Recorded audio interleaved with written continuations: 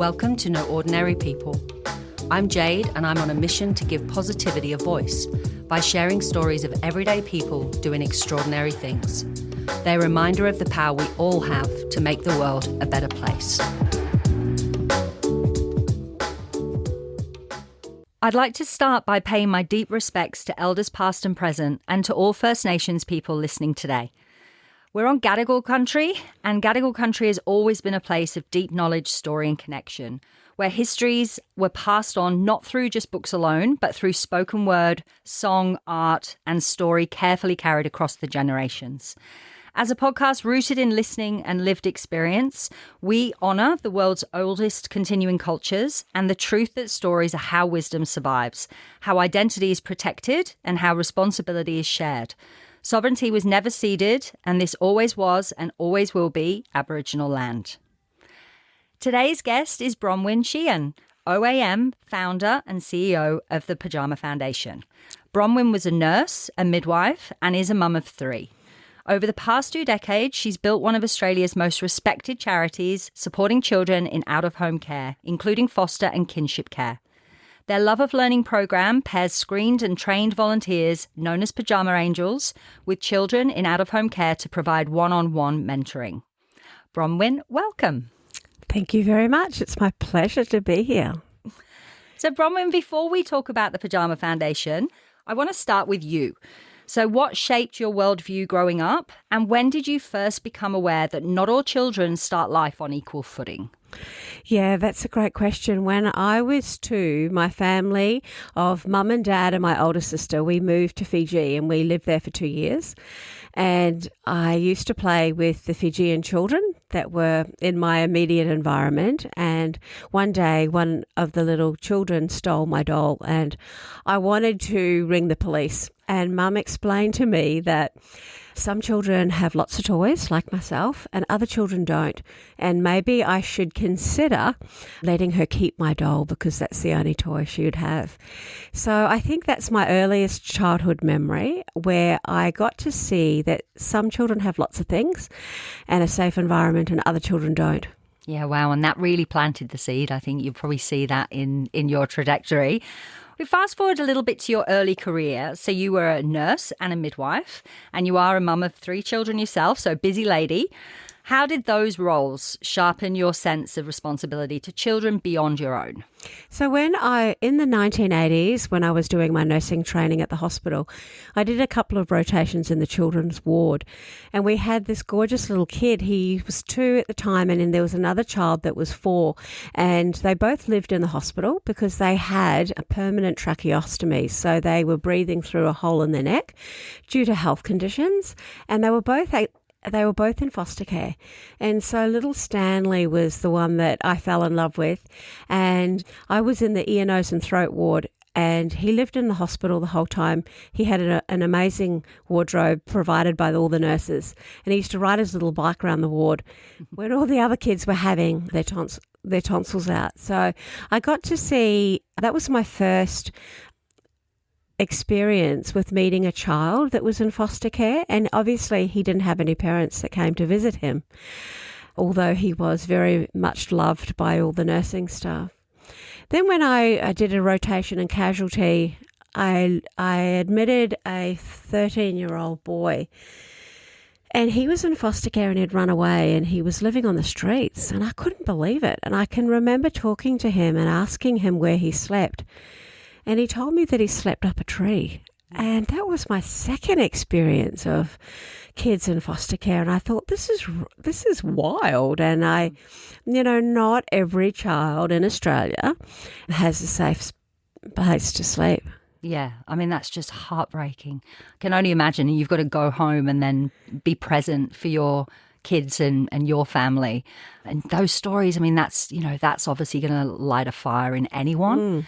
So let's talk a bit about the founding moment, because that is what really fascinates me in these stories. Many people might have had an experience like you have had, but they don't do anything with it because they feel maybe like they can't make a difference. So there's a very specific moment that you've described as the genesis for the Pyjama Foundation. Can you take me back to that moment? Yeah, absolutely. So my 3 children, when they were in primary school, it was a beautiful suburb in Brisbane, lovely families. And when my daughter was in grade 4, she had a foster child that was in her year. And I could see that this child was left out of the broader community, and I encouraged my daughter to have kindness with her, and we invited her to her grade 4 birthday party, which is the first birthday party she'd ever been invited to, despite the fact that she had been at that primary school since prep. And her foster mum didn't drive, and so she caught 2 buses so this little child could come to the birthday party. And I just got to meet the foster carer, and she was amazing. I don't think too many people had paid attention to her, but she was like Mother Earth to me, and she'd had 6 of her own children.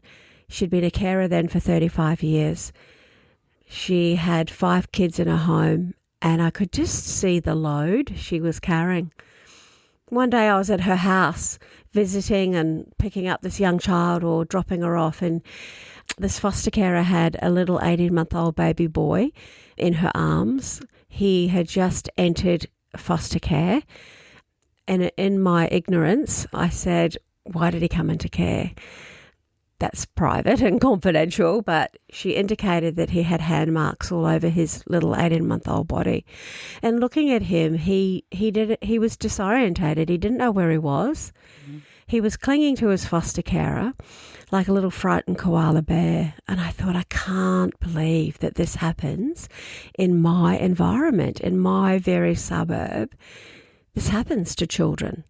And the broader community doesn't know about it, and how can we do one simple act that can contribute. And my experience with my own kids is reading books aloud to them since they were newborn babies, and I got so much joy out of that experience. So I thought, if I could read to this little guy, and he loved learning and reading like my children do, then that could be a gift I can give him right now that he can take with him throughout his life path, knowing that he might move foster care placements, knowing that he might move back to his biological parents. But if he could sit and listen to books being read aloud to him, then that can be the foundations for the future of his education. I mean, the idea of reading to children in care, it seems so simple. It's almost sort of deceptively so, right? I think we underestimate the power. And for those of us that were brought up reading, you can almost take it for granted that that's a safe space that I remember it. I remember loving my Enid Blyton books and going away with the magic faraway tree. You know, that was very, very important to me as a place that was just mine. So why did literacy and learning specifically become the focus? Like, what were your hopes for what that would do for these kids? My experience when I was little, my dad used to read to us at night time, and I can remember him reading us A.A. Milne, a poem on Alexander Beadle. And it was just routine, it was safe, it was beautiful, it was nurturing.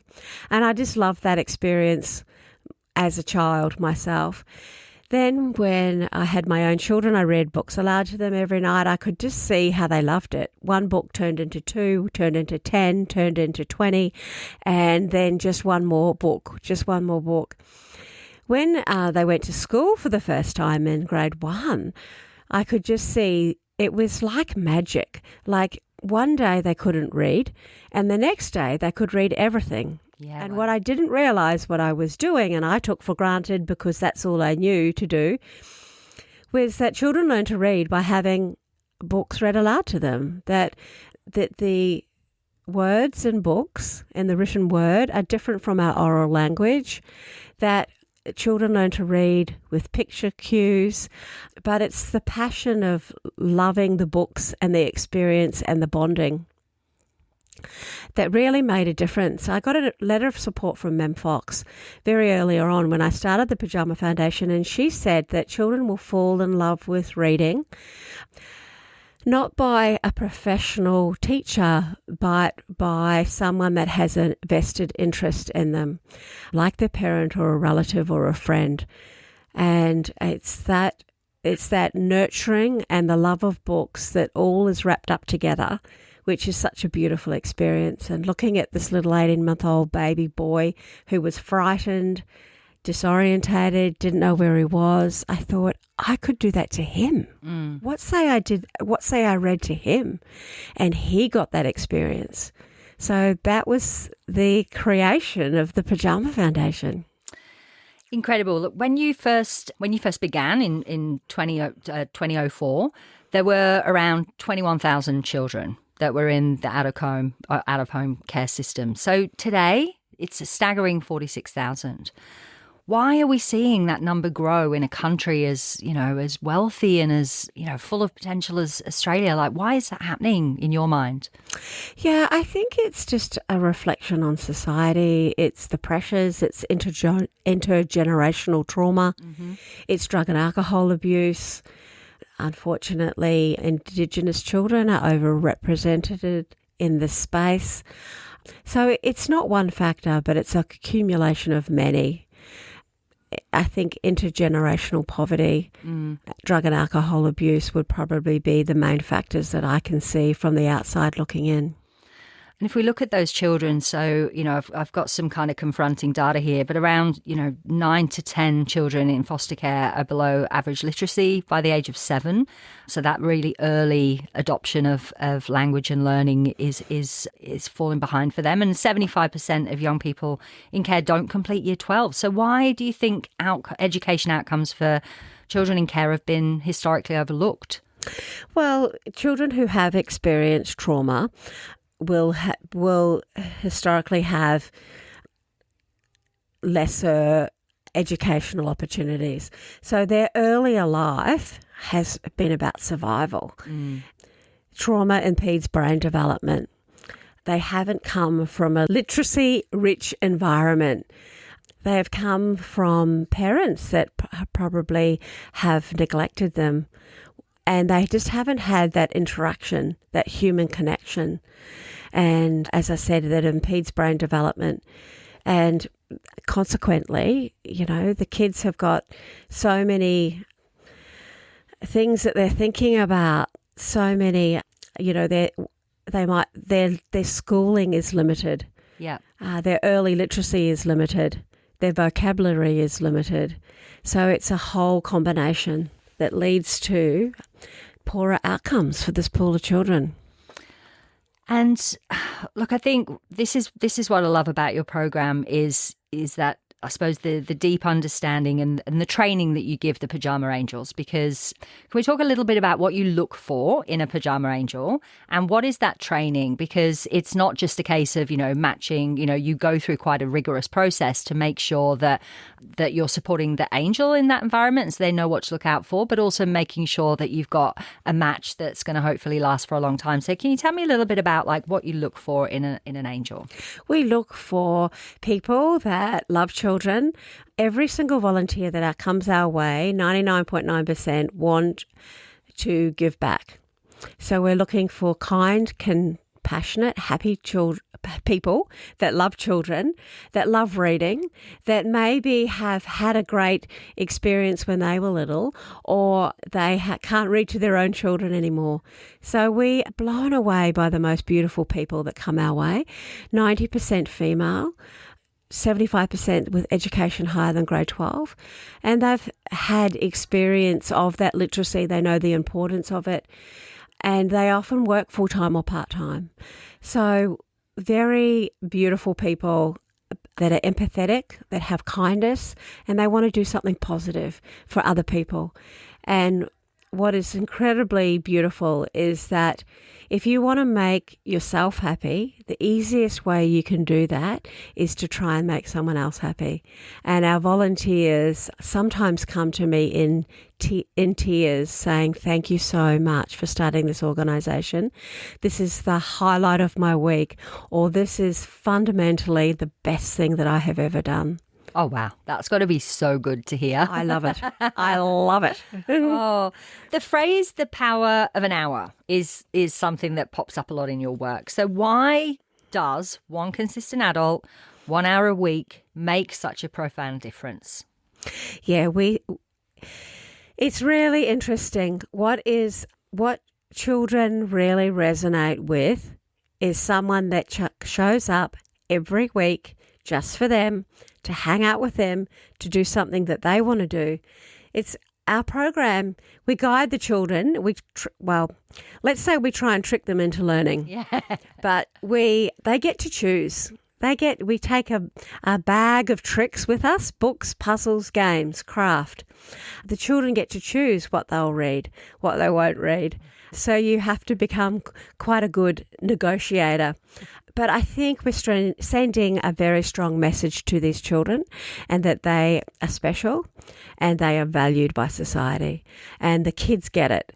Every single child will say to their volunteer, how much do you get paid to do this? Because a lot of people in their lives are paid, and the kids are savvy and they know that. And so, how much do you get paid to come and see me? Well, I don't get paid at all. I just come because I like you and I want to help. I want to hang out with you. How wonderful is that for a kid in care to know that you're their special person, that you're going to turn up every week just for them. And sometimes they'll push back and say, oh, you don't have to come. Or you don't have to come anymore, and they're really testing you to see if you really will come back. And I think that is such a simple 1 hour of your time, but it can really mean the world to a vulnerable child. And I know that the angels will get as much out of it, if not more, than the kids sometimes. Can you talk a little bit about the kind of feedback that you get from some of the people that have been providing this care and this support for many years? Are there any standout people? Yeah, there's many. There's many. So our average length of volunteering is 3.5 years. Many of our volunteers have been with the kids for 5, 10, 15, and even 20 years. And they keep coming back because they're invested in the children. They become like family, and they want the kids to succeed. They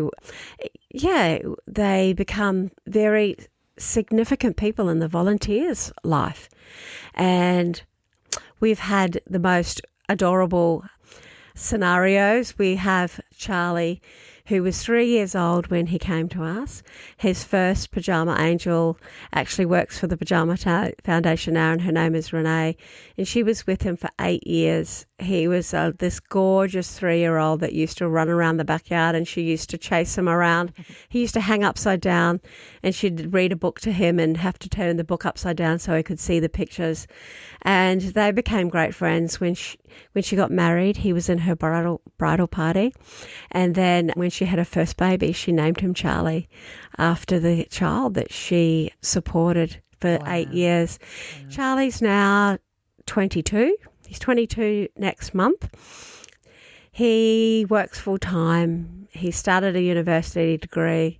He's a beautiful, kind and considerate man. And the Pyjama Foundation threw him a 21st last year. So it's just a beautiful, beautiful story. Oh, and you've probably got loads of those. What have you seen change over the years, Bron? Like, has it become easier to get support? Has it become harder? Like, what have you seen change in the landscape whilst you've been doing this important work? Yeah, interesting. Well, clearly the number of children has increased. There's always been a shortage of foster carers. I think that's a really great need in the community, is that we desperately need more foster carers now more than ever. The children seem to have lots of complex needs, greater than ever. Yeah, and we raise most of our income in order to operate, and that's always been hard. Yeah. And I wish after 20 years that was getting easier, but it's not. And that's, when there's uncertainty in our economic climate, that makes it harder. Yeah. Yeah, so I wouldn't say that this journey has been easy, but it has been incredibly fulfilling. Yeah. And you know what? When I was speaking this morning at an event that you were at, you asked me why I still do this, and that was a really great reflection for me, because sometimes I get stuck in this is really hard. And then this morning when you asked me that question, I remembered why I did it, and it was for the children. Yeah. And that when you have a purpose like that, then that is a great reminder that maybe it's not quite so hard after all, and maybe I can do this, and maybe we can support more children. And yeah, maybe it's not about me and being hard. Maybe this is about them and what we can do and what difference we can make. Yeah. So you know exactly why you're getting out of bed every morning. You've got probably many children who've got images in your head of what their lives have been like.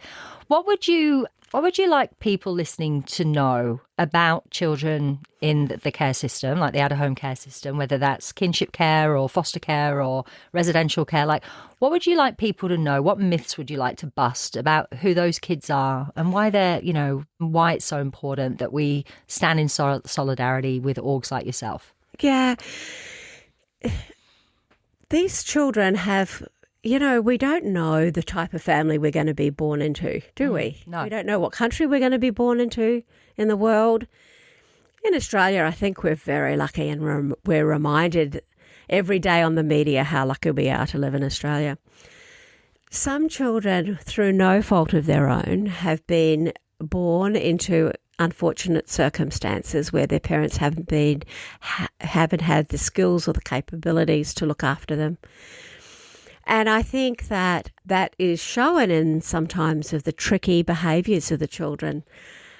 And I just like people to know that when you see a child displaying behaviour that is not what you would think would be appropriate, just to have a think and a reflection on why they displaying particular unfavourable characteristics, and that's because of the trauma that they have experienced. So I'd like the broader community to have empathy for our disadvantaged, for our children in foster care, and that they should have praise and support for the foster carers, because we can't change the system.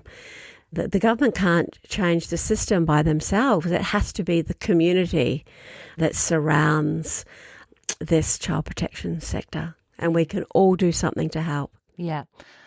Look, you raise a really good point. I think, I was having a chat with someone on a similar topic a couple of days ago, and it really struck me how they said it. They said, instead of asking what is wrong with you, ask what happened to you. Just that really simple, instead of there's the blame and there's the, mapping your own misconceptions or prejudice onto a young person, and instead going, what happened? Like, what happened? Let's chat about that. So I think that really sits with me.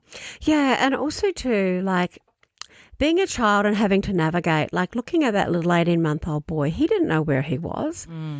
Children having to navigate being the foster kid and having that stigma. Yeah. Is a load to bear in itself. One of my beautiful ladies is now well into her 20s. She had a Pyjama angel for 10 years. And when she was at school, the role was actually accidentally projected on the wall, and she had a dot beside her name. And I think the dot meant that she was a kid in foster care. Obviously, the role wasn't meant to be projected, and that was an accident. She was the only one that saw the dot beside her name. But I think that's sometimes often that's how these kids feel, that they have a mark beside their name. Narissa, one of our beautiful adults that's done 2 university degrees, that's been so successful in her career and life, she thought that children like her from her background weren't meant to go to university. So we need to change. We need to help rewire these precious brains, so they know that in this wonderful country they have opportunity to succeed and thrive. What would you say to people who are thinking about doing something like the Pyjama Angel program? Yeah, how would you what would you say in terms of what they'll get out of the experience? Yeah, look, we operate across Queensland, Sydney, Melbourne, so we're not in all locations across Australia. If you want to change your outlook on life, do you want to be happier and more fulfilled, then there's no better way than you can do that by volunteering, and certainly volunteering with children. If you can't be a Pyjama Angel, maybe you could buy our pyjamas, which are for sale in Maya. It's starting to get a bit cooler. It is. You might need some They're winter very pyjamas. comfy. And boy, do we have the pyjamas for you. So we have a partnership with Maya, and every $5 from a sale of PJs comes to us. They're our co-branded pyjamas in Maya. You can always go to our website, let us know how you could get behind our campaign. Yeah. So should we talk about National Pyjama Day? Yeah. So National Pyjama Day this year, so it's 2026, we're in April at the moment, and National Pyjama Day is Friday the 24th of July. So how can people get involved in that day? Yeah, you can go to nationalpyjamaday.com and register. You too can join in the comfiest day of the year. My goal is to have every person in their pyjamas on National Pyjama Day, the 24th of July. And it is the comfiest day of the year. We're all equal when we're in our pyjamas. You can set up a fundraising page. No donation is too small. It's all those little incremental activities can really add up to helping us run our program. Last year, we sent out 6,000 National Pyjama Day kits, and we had hundreds of thousands of people in their pyjamas. And it's a great campaign. It's lots of fun.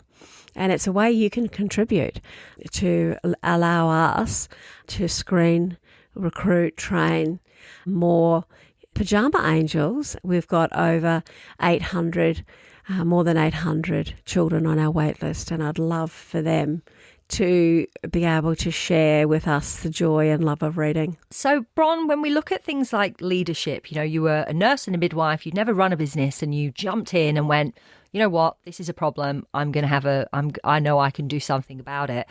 But how did you form that early org? Like, did you have mentors? Like, where did you learn from? I'm really interested in that sort of first year of founding the organisation and how you found that stretching you. Yeah, look, I sometimes ask that question of myself.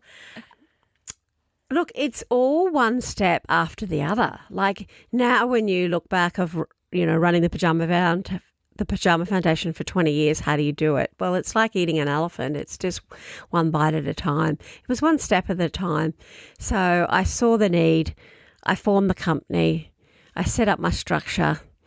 I went to a volunteering organisation and found out how to manage volunteers. Anything that you do that's big is one step after another. I went into the local rag. I asked for volunteers. I designed a training module. I knew that safety was going to have to be our number one priority. So it's just a matter of seeking the right people that were in the industry. A peak body for foster carers helped me when I first started.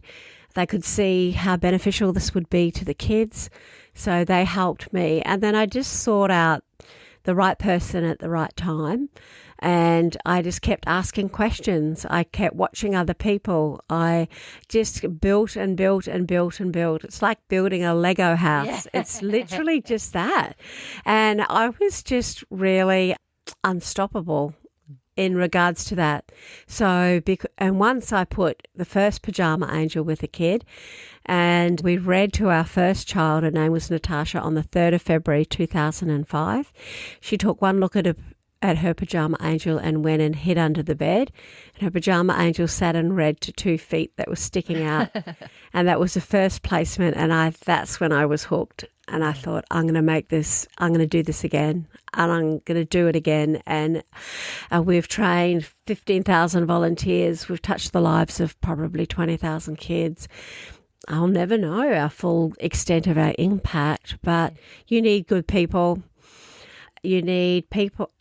Females are wonderful pyjama angels because they're loyal and nurturing, and not that males can't be, but I've just attracted great like-minded people that really want to make a difference. And once they fall in love with the children, then I've got them. Yeah.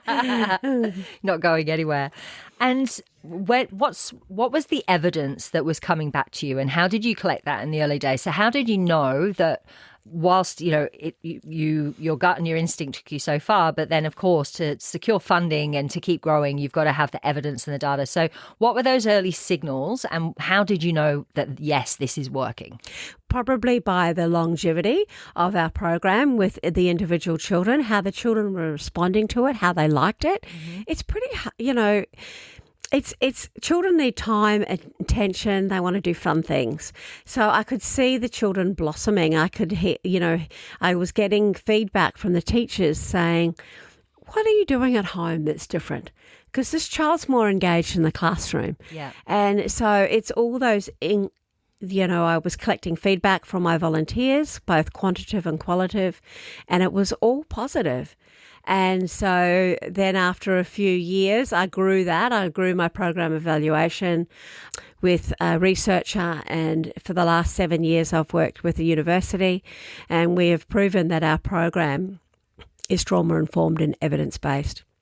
And I've just then built on my program evaluation because that's very important. Yeah. So, Bron, when you imagine Australia in 10 or 20 years' time, what does success look like for children in care? And what needs to change? So whether that's policy funding or just the public mindset, like what needs to change to make that vision a reality? I think this sector needs more attention. Definitely needs more funding. But it needs some, savvy people that are invested in this sector. The foster carers need more support. That's obvious. The children need the proper treatment, therapy, or their health concerns met, or, it is multi-layered. But I think the sector needs more attention. It needs more government funding. These are precious children. They're Australia's children. Yeah. We can't let them be left behind.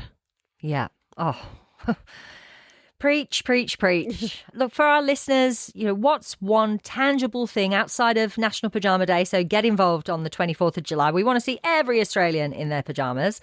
But on top of that, what's a tangible way they can support not only your work, but support the work of, if there's a foster carer in their community, like if they know that there are kids within their school environment, like what can people do just to be more empathetic and more inclusive and reduce this stigma? Yeah, I think people in general could have more empathy.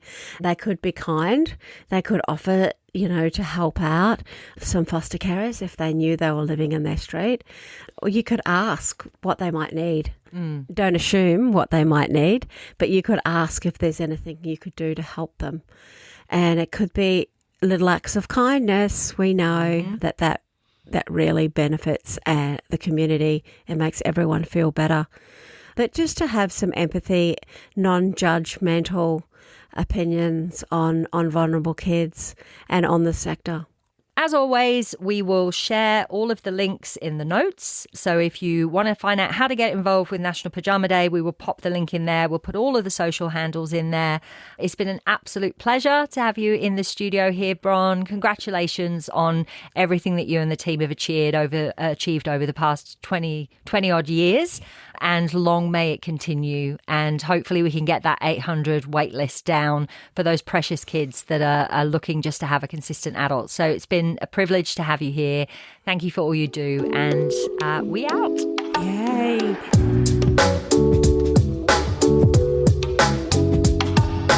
Need more light in your feed? Follow and share. Be part of the movement to bring the balance back.